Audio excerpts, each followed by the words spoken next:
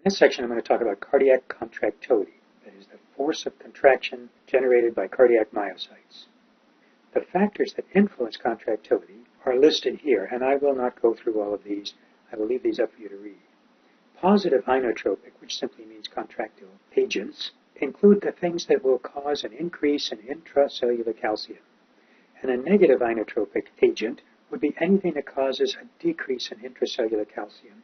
And I'll let you go through these and to see if you can figure out why each of these would cause an increase in intracellular calcium and these would cause a decrease in intracellular calcium. When I speak about contractility, I'm not going to be talking about the Frank-Starling law of the heart, which I have discussed in the section on pressure-volume loops. At this point, we're just going to talk about the extrinsic influences of contractility. First, we have norepinephrine. Norepinephrine triggers a G protein, which then triggers adenylate cyclase. Adenylate cyclase is responsible for producing cyclic AMP. Cyclic AMP then activates protein kinase A. Protein kinase A then phosphorylates these dihydropyridine receptors.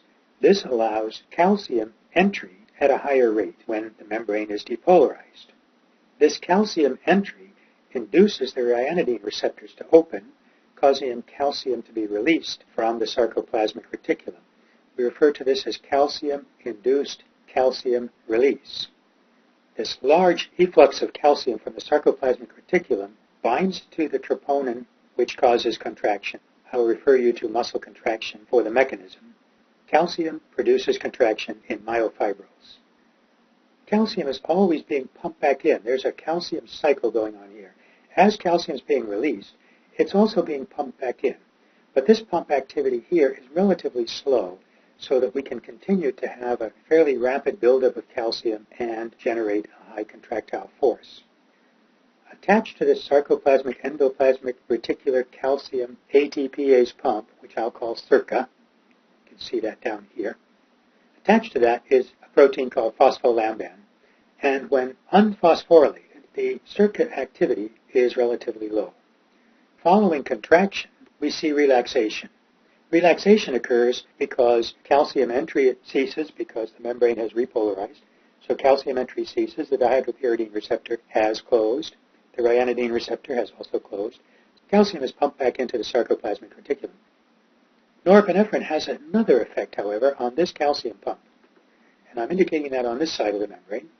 Once again, norepinephrine, cyclic AMP, second messenger, activates protein kinase A, which phosphorylates phospholamban.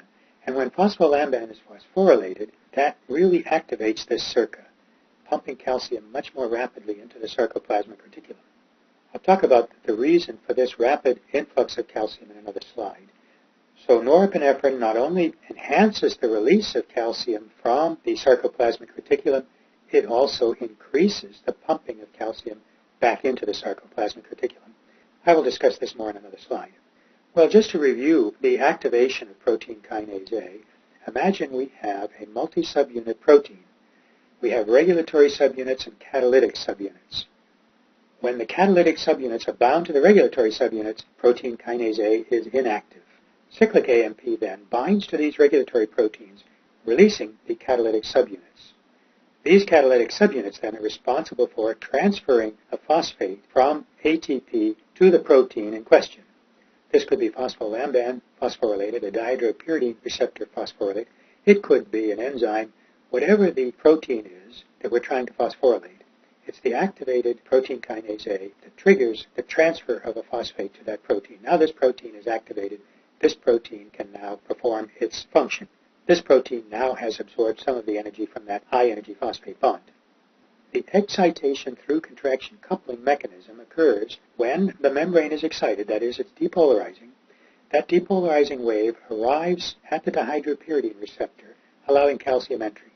That depolarizing wave can occur because an electrical signal follows down the T-tubule, causing the depolarization of the membrane, or because gap junctions occur between cells. If this neighboring cell has depolarized, sodium can enter through gap junctions and trigger its neighbor to depolarize. Calcium entry triggers calcium release. So we have calcium-induced calcium release. This binds to troponin, moving tropomyosin out of the way, allowing for actin-myosin interaction, and contraction begins. the circuit is always bringing calcium back into the cell. So we have this calcium cycle occurring. Now let's look a little bit closer at the mechanism. The membrane depolarized, calcium enters. Calcium-induced calcium release causes the ryanodine receptor to open. Calcium is now bound to troponin C. Contraction begins. Some of that calcium is pumped back into the sarcoplasmic reticulum and is released, and we have that cycle. Some of that calcium is exchanged for sodium. Calcium out, sodium in. Some of this calcium is pumped out by a calcium ATPase. On this side of the membrane, I'm showing a sodium-potassium ATPase pump. Now let's look at the effect of a cardiac glycoside, such as digitalis, on contractility of the heart. This glycoside binds to the potassium site on the sodium-potassium ATPase pump, interfering with this pump. That leads to a high sodium concentration on the inside of the cell. Intracellular sodium concentration goes up. This high intracellular sodium concentration inhibits this sodium-calcium exchange mechanism. As sodium builds up on the inside, there is a reduced rate of entry of sodium, which means a reduced rate of calcium extrusion. So there's more calcium to be pumped into the sarcoplasmic reticulum. This leads to an increase in calcium release on the next beat, allowing for a more forceful contraction. So the cardiac glycoside increases contractility by increasing intracellular sodium concentration, thereby decreasing calcium extrusion. Now, what happens if you have too much digitalis in the system? Elevated intracellular sodium concentration leads to a depolarization, which makes the membrane hyperexcitable, and hyperexcitability can lead to arrhythmias.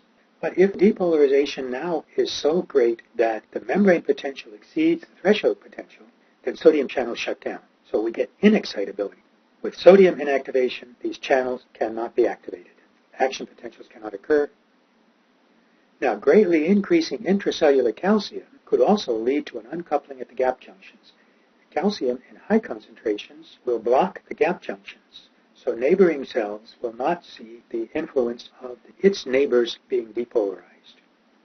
Of course, this could be useful in the case of a dying cell. When a cell dies, calcium is released from the sarcoplasmic reticulum. This calcium can then protect other cells by blocking the gap junctions within the cell membrane.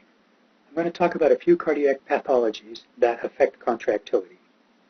I talked at some length in the PV loop lecture on the Frank-Starling law of the heart, which shows that when the myocardial fiber length increases, the contractile force increases as well. That is the same thing as saying the ventricular end diastolic volume has increased, which stretches the myocytes. This is the systolic pressure curve. However, there's also a diastolic pressure curve, and this curve represents the increased filling of the heart. As the heart continues to fill, it gets stiffer and stiffer, much like a balloon. As you blow up a balloon, it reaches a point where it becomes increasingly more difficult to continue blowing up the balloon, and if you do try, you will just cause the balloon to explode. Well, the same thing happens with the heart. Fortunately, exploding hearts are rare. The more you try to fill the heart, the harder it is to add more blood to it because of the elastic recoil of the tissue in the heart. We call this the diastolic pressure curve. Congestive heart failure is a systolic heart failure. Congestive heart failure is defined as an inability to produce the same peak ventricular pressure at any given fiber length. So we see the curve being depressed. But there's also diastolic pressure failure. And diastolic heart failure occurs when the heart is stiffer than normal. A fibrotic heart, for example, hypertrophic heart, becomes harder to fill. So at any given fiber length, the heart is pushing back with more force, making it more and more difficult for the heart to fill. Here I'm showing an example of hypertrophic cardiomyopathy. In this example, there's a normal heart. Here we can see a thickened wall, and I'm only showing it on the left side.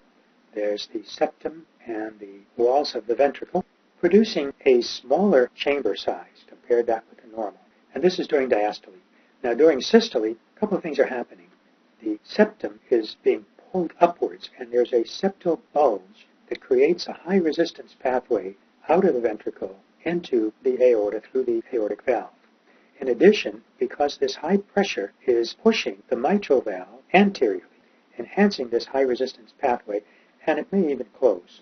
Because this leaflet of the mitral valve is being pushed in this direction, we can also get regurgitation. That is, blood from the left ventricle is moved into the left atrium, rather than traveling through the aortic valve into the arterial system.